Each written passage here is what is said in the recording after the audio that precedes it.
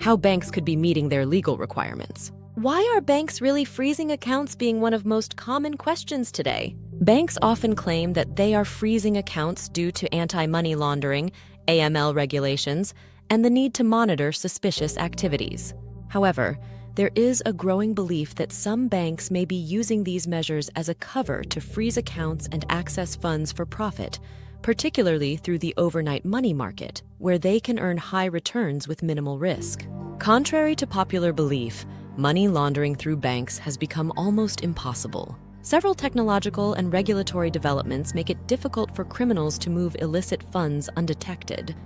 The international SWIFT system, used for most cross-border transactions, is designed with unique identifiers like the MT103, a confirmation of a wire transfer, and UETR numbers, unique end-to-end transaction reference. These identifiers ensure that every transaction is traceable, from the sender to the receiver. In this highly transparent system, it is virtually impossible to move any sum of money, especially large sums, without raising red flags. With technologies like artificial intelligence and machine learning, banks can easily identify suspicious transactions before they are even processed. With these safeguards in place, it's fair to question why banks are freezing so many accounts, especially those of innocent people who simply want access to their money. Some argue that freezing accounts isn't just about combating money laundering, it's about profiting off the funds that are frozen. When banks freeze accounts, they can potentially redirect those funds into short-term, highly profitable markets, like the overnight repo market. In the overnight repo market, banks lend money to other financial institutions and earn a return of anywhere between 1.5% to 5% per night, and if they are willing to take a chance, 10% or more. This is a safer and more predictable way for banks to earn money compared to issuing loans to the public, where the risk of default is always present. By freezing accounts, banks can access liquidity that they can then use in these markets. The overnight repo market provides a virtually risk-free way for banks to make quick profits, far safer than lending to individuals or businesses. Let's break down the numbers to illustrate just how profitable these overnight markets are.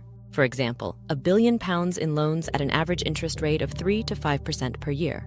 Over the course of a year, this would bring in £30 million to £50 million in interest revenue, assuming no defaults or issues with the loans.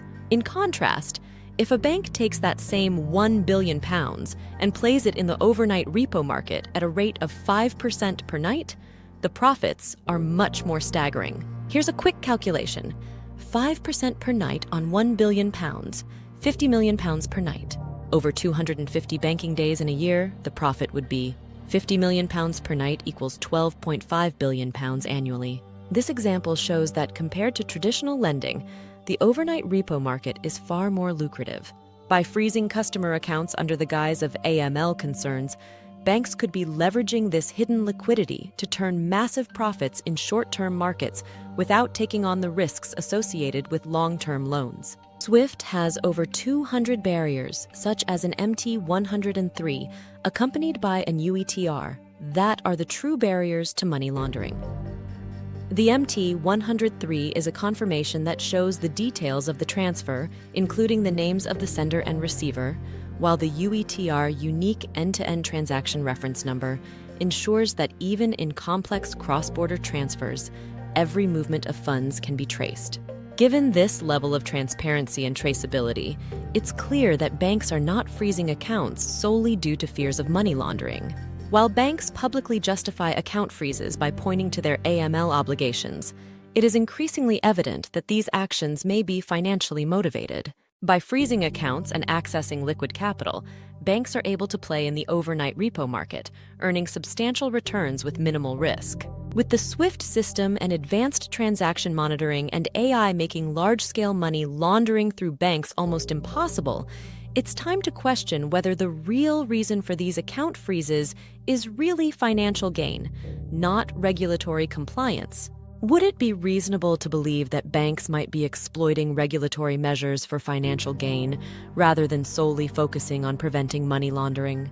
After all, they did sell the PPI fraud, fix LIBOR, overvalue their assets, sell endowment insurance, endorse financial investments. lend irresponsibly up to 5 times a person's salary when interest rates were zero, knowing rates rising would lead to repossessions. And they are now returning to offering 5 times the income and saying they are offering an opportunity for everyone to buy a home, only hoping that defaults will create another form of profit the banks enjoy. Everything they endorsed and sold to their own customers caused significant losses for the people they tell they love. Come and learn more at Dresdner Securities UK.